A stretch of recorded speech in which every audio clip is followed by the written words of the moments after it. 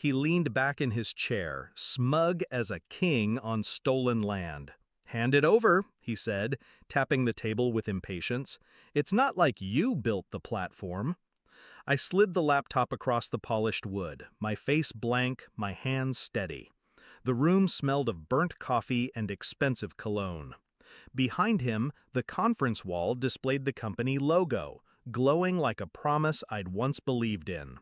He smirked as if the machine in his hands had always belonged to him.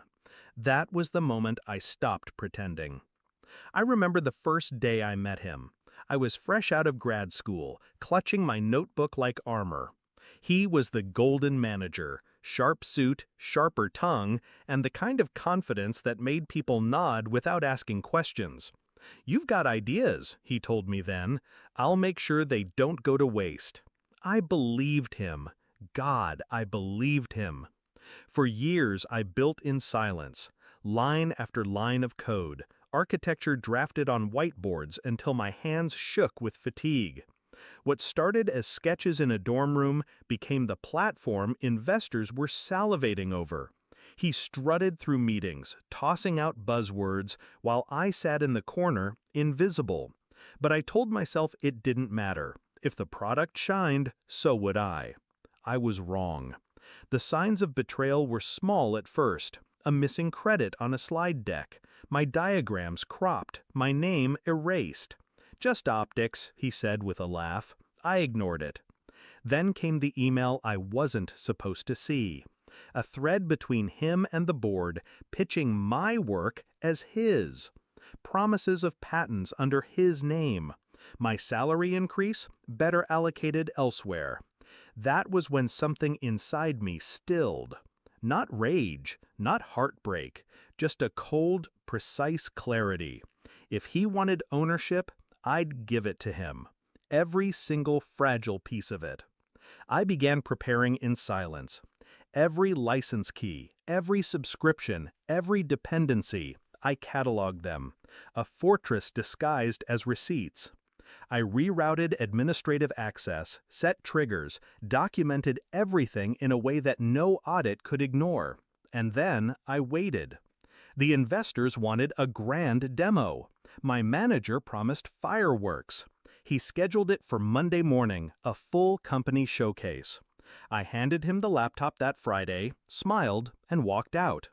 Over the weekend, he must have rehearsed his pitch, certain that he was standing on my foundation.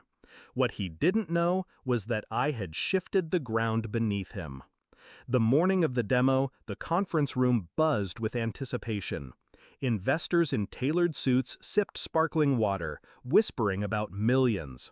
The big screen flickered to life as my manager swaggered forward, laptop in hand. "This," he began, "is the future." He clicked. The system loaded. For a second, it worked. Smooth dashboards, real-time analytics. The audience leaned forward. Then the countdown began. A little line of text I'd buried deep in the code, "License expired. Please renew."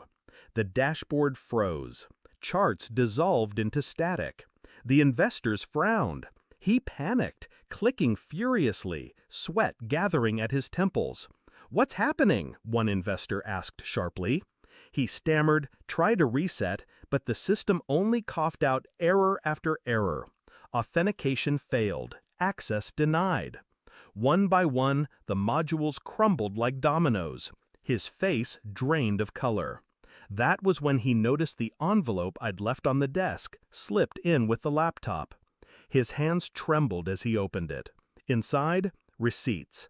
Itemized, dated, signed.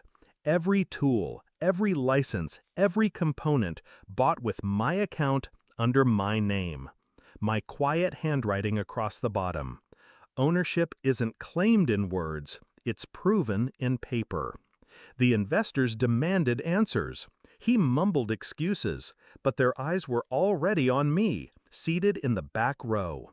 For the first time, they saw me, not as a ghost in the machine, but as the architect holding the blueprints. I didn't gloat. I didn't need to. Silence was louder than his excuses. The board moved quickly after that. Contracts were reviewed, credits reassigned. My name resurfaced on patents and presentations. His was quietly scrubbed, his office emptied by Friday. When I think back, I don't feel guilt, only inevitability. He thought he could strip me of credit because he held the title. He thought ideas belonged to the loudest voice in the room. But code doesn't care about ego. Systems don't run on arrogance. I didn't destroy him. He destroyed himself the moment he underestimated me. So when people ask how I stayed calm while he demanded my laptop, I tell them the truth. I wasn't giving up control. I was handing him the rope, and he hung himself with it.